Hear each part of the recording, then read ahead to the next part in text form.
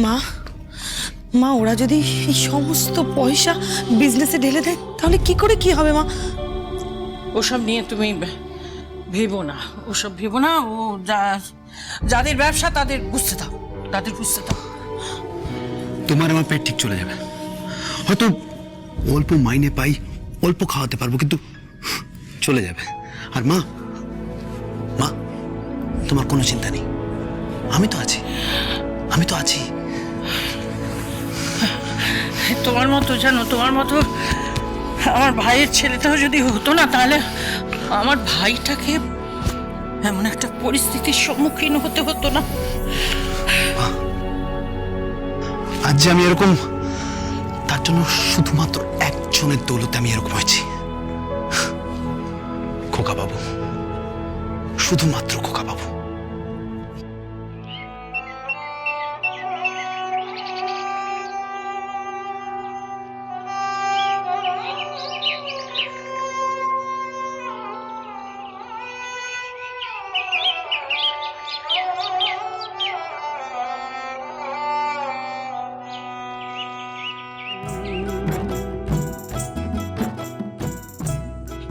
অপূর্ব, আপনার কণ্ঠস্বর অপূর্ব। আপনি সত্যি খুব ভালো গান করেন। ওই আর কি, প্রত্যেক বছর নববর্ষের দিন আমি সবার সামনে গান করি, তারপরে হই হই করে ক্লাবে যাওয়া হয়, তারপরে সেখানে বর্ষবরণের অনুষ্ঠান পালন করা হয়। হ্যাঁ, আচ্ছা খোকা, আচ্ছা দাঁড়িয়ে আছিস কেন? আচ্ছা চল। কোথায়? সে কি রে, আজ বসে আঁকো আর শুয়ে রক্তদান আছে না? ও, খোকা বাবু রক্ত দেবে নাকি? হ্যাঁ, আমরা আমরা প্রত্যেক বছর সবাই মিলে রক্ত দিই, সবাই। আসলে কি জানেন তো, এই পৃথিবীতে রক্তের বড় প্রয়োজন। রক্তদান করা আমাদের সমাজের একটা বড় দায়বদ্ধতা, এটা প্রত্যেকের পালন করা উচিত, প্রত্যেকের রক্ত দেওয়া উচিত, প্রত্যেকের। হ্যাঁ, We are coming. আমরা এসে গেছি। এই খোকা, এই চল, দেরি হয়ে যাচ্ছে তো। Yes. হ্যাঁ, আসছি। আমি এক্ষুনি তৈরি হয়ে আসছি।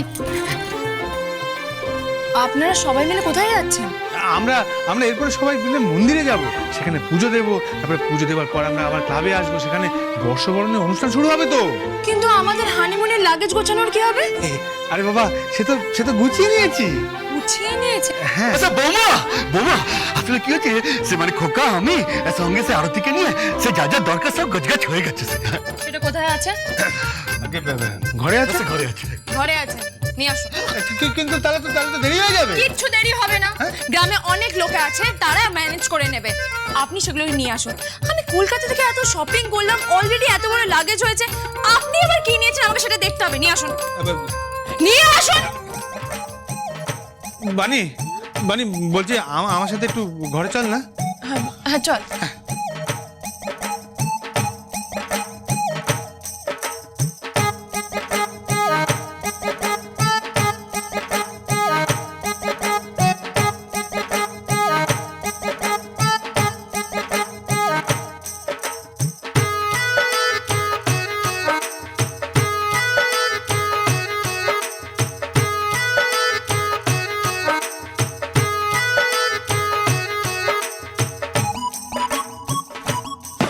এবার খুলুন। কেন খুলুন, দেখবো তো কি আছে। খুলুন, খুলুন বলছি। সরে যান।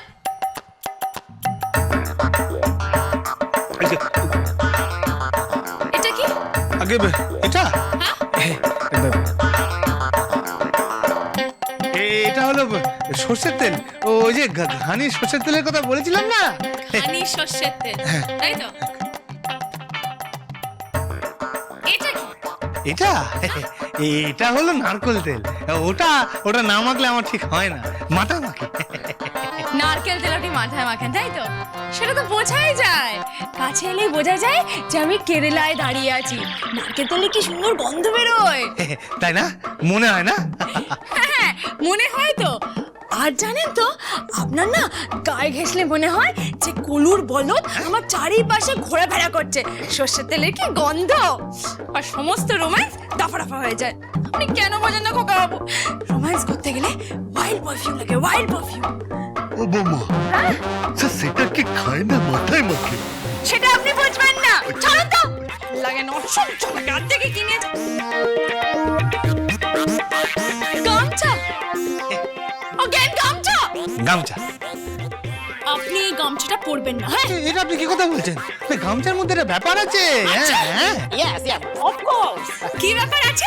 গামছার সঙ্গে আমাদের বংশানুক্রমে একটা ব্যাপার আছে। আপনি গামছাটা নিয়ে যাবেন না। হ্যাঁ? আমি অত বড় মল থেকে টাওয়াল কিনলাম, কেন কিনেছি? হ্যাঁ, আমি ভালো পারফিউম কিনলাম, কেন কিনেছি? হ্যাঁ? কেন আপনি এগুলো নিয়ে যাবেন না? কি বলছেন? দেখুন, আপনি এভাবে রেগে যাচ্ছেন কেন? স্যার বৌমা, স্যার রাগ করছো কেন? আসলে কি আমাদের খোকা এসবেই যে অভ্যস্ত সে। চুপ করে আপনি নিকুচি করেছে আপনার খোকা আর তার অভ্যাস। ভালো লাগে না আমার কিছু। Monkey cap? আপনি মাঙ্কি ক্যাপ পরবেন? হ্যাঁ, পড়বো তো। হ্যাঁ, হ্যাঁ, মাংকি কে? মাঙ্কি ক্যাপ পরবেন আপনি? ঠান্ডা তো? ঠান্ডা তো? আমি আগুন দিয়ে দেবো। কি বলছেন? আমি সব মাঙ্কি কি করতেন কি? বৌমা বলছে স্যার নিয়েছে তো কি হয়েছে, স্যার দরকার না হলে সে পড়বে না।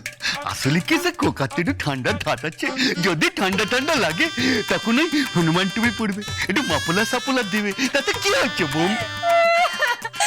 আমি কতবার বললাম দয়া করে এগুলো পাঠাবেন না, কতবার বললাম, ও আমার কোনো কথা শোনে না। তাই তো আমার ভালো লাগে না, কিছু ভালো লাগে না আমার।